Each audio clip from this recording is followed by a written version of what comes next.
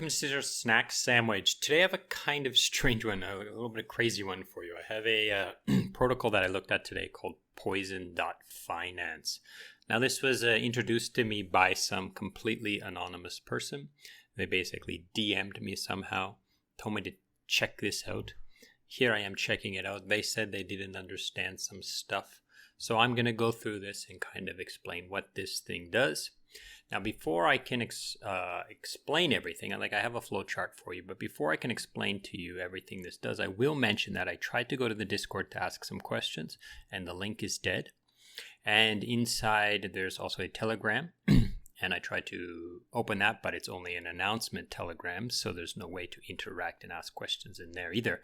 So basically, everything I'm going to talk about is what I was able to figure out by reading the docs, as well as kind of playing around with this. Now, I haven't put any money in here. I haven't tested any of these contracts.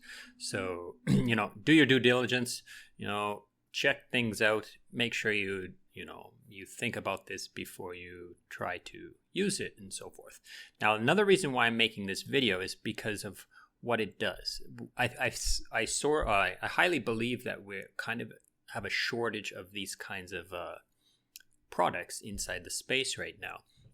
And in the past, I did a review of Mirror, which was a synthetic stock trading account on Terra Luna. Now, of course, that's since then been wrecked, right, with the whole Luna thing. But this one here is basically the same idea. So you can basically mint up and trade some commodities as well as some major stocks, okay? So I think that's kind of missing in the space, and as a way to get different people to join our space and to come into DeFi and so forth. Now, one thing I am concerned about a little bit is all these prices seem to be set to $1. So I don't know. One of the questions I wanted to ask, and I'm not going to I didn't want to actually send any transactions, is if these are hard pegged or if they're actually using the Oracle price, because it will make a big difference. Like if USDC goes to 99 cents or meme goes to 98 cents, that can make a big difference if you're a player inside this ecosystem, okay? However, if the protocol just considers them all worth $1, that's a huge difference. And as you can see down here, they've got these Oracle prices are quite off. Like this is compound DAI and so forth. But anyways, let's swing over to the flowchart. I'll explain to you how this thing kind of works and what you can do and what kind of actors can take part in this system, and try not to just use your, judge a book by the cover and see what it looks like on the outside, and try to always consider what the engine is on the inside, okay? If you would like to support the channel, I would suggest you to check out the secretsandwich.xyz. It's the Secret Sandwich NFT project. You can come here, you can mint an NFT, or you can come and check out your NFTs. If you want to know more about the Secret Sandwich NFT project, I would suggest you to check out the Medium. I will put a link to this website, and you can check the Medium articles here. Okay, so let's get back to it. Okay, so here we are on the flowchart. We have 3 actors in this system, maybe 4 or so, but I'm going to use my 3 famous actors to talk about how this system works, okay? So we have Dollar Bill, Boosted Bill, and his Grandma Bill, okay? Or Billy, maybe we'll call her Grandma Billy. Anyhow, so first we have Dollar Bill, and Dollar Bill, they refer to one of the actors as a cook. So as you can see, I've given Dollar Bill a cook's hat, and basically what he's going to do is he's going to mint these assets, okay? So he's going to use any of those stable coins or those compounding stable coins. He's going to supply them as collateral, and then he's going to choose which asset he wants to mint, okay? And when he mints them, he has to consider the collateral ratio. If his collateral ratio goes below 150 on Ethereum or 130 on Binance Smart Chain, and I'm not sure Arbitrum, right? Because it is also on Arbitrum, then he's going to get liquidated, okay? So if he puts in like $150 worth of stable coins, he can only mint up at most $150 worth of these commodities and stock tokens, right? So he's over collateralized his minting of these tokens, okay? Now, a key thing here is because he's using a stable coin to mint these assets, he is in essence shorting those assets. Okay, this is quite important because if those assets go up in value, then his collateral ratio will get worse and he will get liquidated.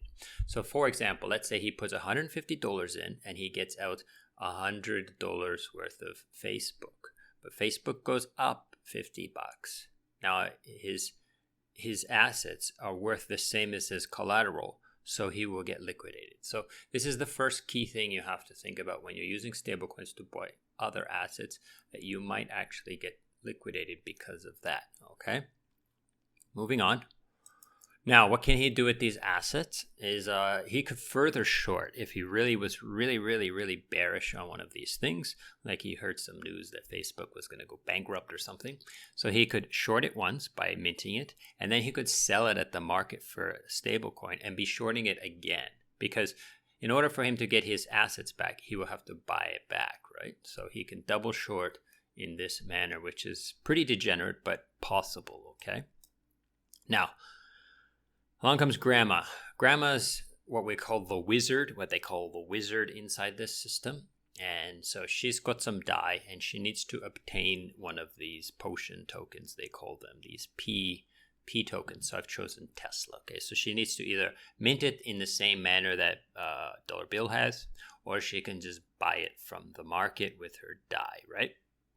Then what she will do with that is she will supply them both to the market, right, as a liquidity provider, and get a liquidity pool token of both DAI and the in this case Tesla.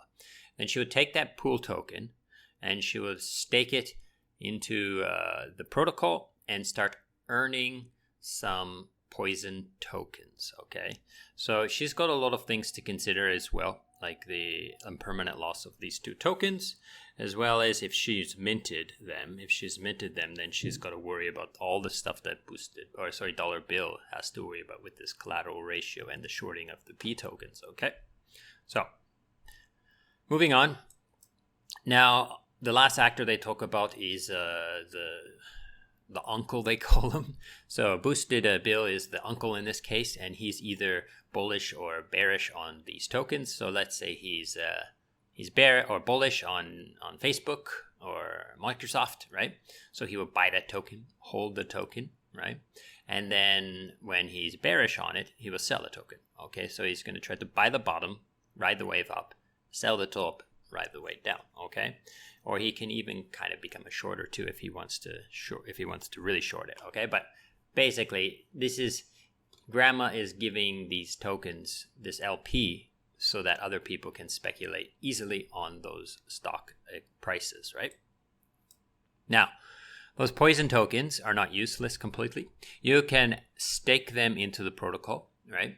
And you can also spend them to put a poll in governance. So if you want to change something in this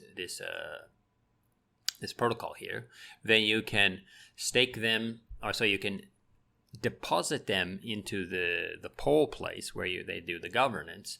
And if you meet quorum, then you get them back. If you don't meet quorum, then they're given to all the other people that are staked. Okay, so if she stakes, then she doesn't do anything right now. But if she wants to put up a post, she has to deposit some poison tokens there, which might be lost if her poison. It's just to deter people from making stupid and useless and pointless proposals, right? Now the other thing, now let's say Grandma has put up a poll. She has put up a proposal to, change some figures or whatever. I don't have any idea what things they can change or what they can vote on, but maybe new assets or maybe new collateral or new chains and stuff like this. So she can put up a proposal, and all of the stakers you have to stake in order to be able to vote. Okay, so you have to stake your tokens. There's no time lock that I saw. I didn't see any kind of time lock, just basically stake your tokens, okay? Now, the last thing we're going to talk about is some fees, okay? So the only place that they have fees is in the withdrawal from the vaults, from the minting. So in order for, let's say, Dollar Bill here wants to unwind his position, so he uses his DAI to buy back his asset, right? He sends his asset back into the system and withdraws his collateral, right? So when he withdraws his collateral, there is a fee. Now, this is another question I wanted to ask, but I wasn't able to ask, and that is, what is the percent of this fee? Okay, but I assume it's something small, but I don't know. Okay, so you have to dig deeper, find out what is this percentage. So when he withdraws, some amount of that will be taken and converted to USDC if it's not USDC already, and then those are all paid to the stakers of Poison token and so forth. Now, there was one other thing that I read inside the docs that was interesting, and that is that the dev team is not able to mint. So the Poison tokens, after the pre-sale and the stuff like that, you can dig into the numbers of the pre-sale if you're thinking about buying this token or investing. They did say that they have no more mintability for this contract. So I assume that there is a schedule for rewarding the people who staked these LP tokens, and they can't change this. But they do say in the docs that the team cannot mint any more tokens after the pre-sale. Okay, so that's pretty much it for today's video. I hope this has been useful and interesting, and thank you so much for watching. And Mr. Doogie, hope this has been useful. Okay, thank you. Goodbye.